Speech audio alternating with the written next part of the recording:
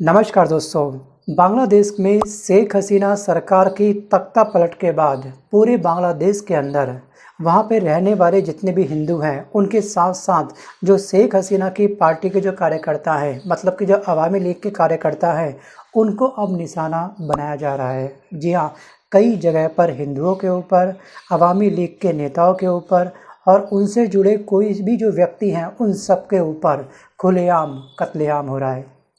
So guys, इसके खिलाफ अब फाइनली कल बांग्लादेश की सड़कों पर हिंदू उतर गए हैं। मैं आपको बता दूं दोस्तों कि बांग्लादेश के अंदर जो हिंदू की संख्या है वो काफ़ी अल्पसंख्यक है।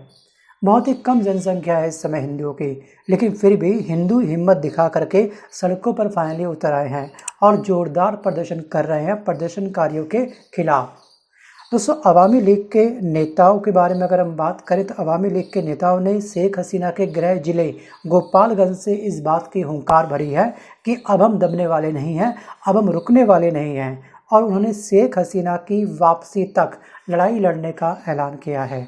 और इस बीच अवामी लीग के कार्यकर्ताओं और सेनाओं के बीच में काफ़ी सारे वीडियो झड़प के हमको दिखाई दे रहे हैं दोस्तों, जिसमें सैनिक समेत कई लोग घायल भी हुए हैं। और वहीं शेख हसीना ने यह कहा है कि वो जल्द बांग्लादेश वापस लौटेंगे। सो गाइस, मैं आपको बखूबी बता दूं कि इनके अपना देश छोड़ने के पीछे की सबसे बड़ी वजह क्या थी। इससे संबंधित मैंने एक 13 मिनट 24 सेकंड का एक छोटा सा वीडियो बनाया था।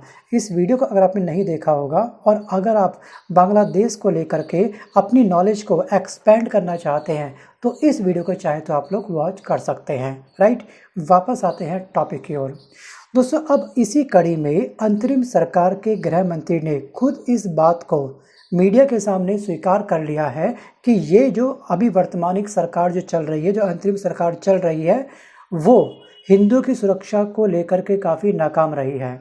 अब ये बयान काफ़ी मायने रखता है क्योंकि बांग्लादेश में हिंदुओं के खिलाफ काफ़ी हिंसा बढ़ चुकी है।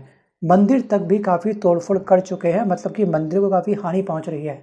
लेकिन परसों शेख हसीना ने इंडिया में बैठे बैठे कुछ ऐसा काम कर दिया जिसने कहीं ना कहीं शायद इस आग के अंदर, जी हाँ, घी का काम कर दिया। इन्होंने अपना एक इंटरव्यू दिया था, ठीक है, उसकी क्लिप मैं आपको सामने शो कर रहा हूँ। इकोनॉमिक्स टाइम्स की ये क्लिप है। इसमें साफ साफ इन्होंने, शेख हसीना ने यह कहा था कि अगर मैं अमेरिका को, मतलब यूएस को सेंट मार्टिन द्वीप अगर दे देती तो मेरी सत्ता को कोई खतरा नहीं होता, आज मैं सत्ता में होती।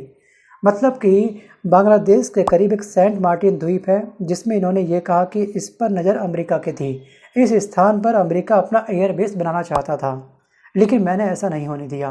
तो कहीं ना कहीं इस दंगे के पीछे अमेरिका का हाथ छुपा हुआ है। मतलब कि शेख हसीना का अमेरिका पर ये संगीन आरोप था। अब हसीना का आरोप ये कहीं ना कहीं हमारे भारत के लिए एक बहुत बड़ा खतरा बन सकता है। कैसे बन सकता है? क्योंकि हम दोस्तों अभी केवल एक विकासशील देश की कैटेगरी में काउंट करते हैं अपने आप को। अभी हम विकसित देश नहीं हैं, तो कहीं ना कहीं हमको हर देश का सहयोग चाहिए, खासतौर पे उन देशों का जो ऑलरेडी विकसित हो चुके हैं। तो अमेरिका हमारे लिए एक अहम या फिर महत्वपूर्ण भूमिका अदा करता है। लेकिन यहाँ पे जिस घर में आप रह रहे हो, उसी के घर के जो मित्र हैं उसकी आप बुराई कर रहे हो, वो भी मीडिया के अंदर, तो कहीं ना कहीं बहुत बड़ा खतरा बन सकता है। अब आप मुझे अपनी राय कमेंट करके ज़रूर बताइएगा कि क्या इनको हमारे देश के अंदर रहते हुए इतनी बड़ी स्पीच देनी चाहिए थी, हाँ या फिर ना। आप मुझे कमेंट करके बता सकते हैं। दोस्तों, बांग्लादेश में जो हिंसा की चिंगारी स्टार्ट हुई थी वो हुई थी आरक्षण को लेकर के। जी हाँ, आरक्षण के मुद्दे को लेकर के वहाँ के प्रदर्शनकारियों का ये कहना था कि 1971 में जिन्होंने बांग्लादेश की आज़ादी दिलवाने में सहयोग दिया उन सैनिकों को या फिर उन योद्धाओं को 30% आरक्षण ना मिले। राइट, फाइनली वहाँ की सरकार ने, वहाँ के कोर्ट ने 5% आरक्षण को मंजूरी दी। लेकिन ये चिंगारी दोस्तों कम होने की जगह और अधिक ज्वलित हो गई और फाइनली प्रदर्शनकारियों ने अपनी एक नई डिमांड ये रख दी कि फाइनली शेख हसीना को इस्तीफ़ा देना होगा।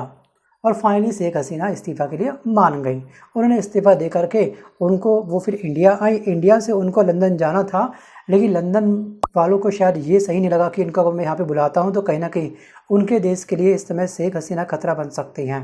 सोचिए, तो फाइनली अब वो कुछ समय के लिए इंडिया में रहेंगी। लेकिन उपद्रवियों ने इस मुद्दे के बहाने बांग्लादेश के जितने हिंदू हैं उनको भी निशाना बनाना शुरू कर दिया। आपको याद होगा दोस्तों, बांग्लादेश में जो 26 ज़िले हैं वहाँ पे जितने हिंदू रहते हैं उन हिंदुओं के खिलाफ हिंसा भड़कनी शुरू हो गई। ढाका में जो इस्कॉन मंदिर है उसको जलाया गया। ढाका में एक काली मंदिर है उसका तोड़फोड़ किया गया। और हिंदू नेता जितने भी हैं, बांग्लादेश के जितने भी हमारे उपद्रवी हैं, वो इन सबको निशाना बना रहे हैं। और जो हिंदू पार्षद हैं उनकी पीट पीट करके हत्या हो रही है। This is called mob lynching. दोस्तों, इस समय बांग्लादेश के हालात काफ़ी गंभीर हैं। लेकिन राजनीति में दोस्तों कुछ इस तरह की परतें होती हैं कि परत दर परत, एक परत निकालोगे दूसरी परत तैयार।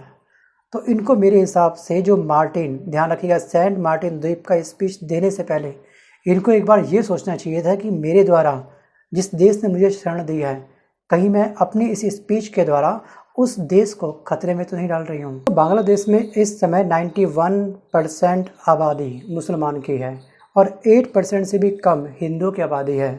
अब चिंता की बात दोस्तों ये नहीं कि यहाँ पे आबादी केवल 8% है हिंदू की, ये तो गजब है।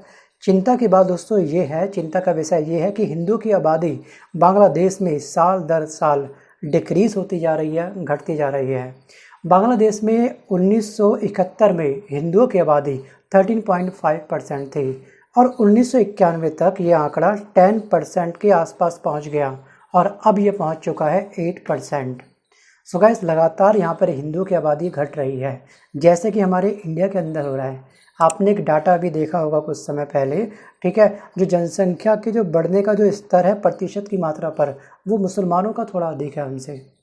सो गाइस, यहाँ पर आज के इस वीडियो को मैं यहीं पे समाप्त करता हूँ। अब आप एक मंथन करिएगा कि अगर आप शेख हसीना की जगह पर हो, अगर आपने किसी देश में शरण ले रखी है और अपने देश आपको वापस जाना है, ठीक है, तो आप कौन कौन से कदम यहाँ से उठाओगे, आप किन किन का सहारा लोगे। आप मीडिया का सहारा लोगे, ये तो तय है, लेकिन मीडिया में अपनी आवाज़ को अपने लोगों तक आप किस वे से पहुँचाओगे, वो आप चाहो तो मुझे शेयर कर सकते हो।